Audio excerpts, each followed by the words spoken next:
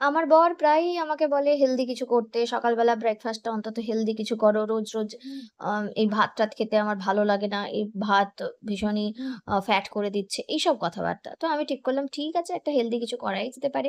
এই ভেবে আমি তড়কা মিক্স বাড়িতে ছিল সেটা ভিজিয়ে দিয়েছি যেখান থেকে রাজমা আর ছোলার ডালগুলোকে সরিয়ে নিয়েছি। ভিজিয়ে দেওয়ার পর দেখো এক প্রায় সারারাত ভিজিয়ে দিয়েছিলাম। তারপর পরের দিন একটা পরিষ্কার সুতির কাপড়ে আমি এরকমভাবে ঢেকে রেখে দিয়েছিলাম।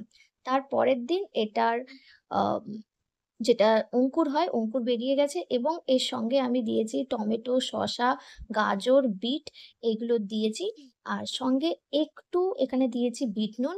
আর তার সাথে এখানে আমি দিয়েছি একটু চাট মসলা। দিয়ে ভালো করে এটা নাড়াচাড়া করে নিয়েছি। আরো অনেক কিছুই দেওয়া যেতে পারে, বাড়িতে বানানো কাসুন্দি দেওয়া যেতে পারে। তো এটাই যথেষ্ট সুন্দর খেতে হয়েছিল। আমি তো খেয়ে দেখেছি, আমার তো দারুণ লেগেছে এবং বরও বলেছে খুব ভালো খেতে হয়েছে। তবে প্রতিদিন অঙ্কুরিত জিনিস না খাওয়াটাই ভালো। তাই এটা সপ্তাহে ৩ দিন এরকম খাবো ঠিক করেছি। তোমরাও বাড়িতে করতে পারো। এই ভিডিও তোমাদের কেমন লাগলো অবশ্যই জানিও। Thank you.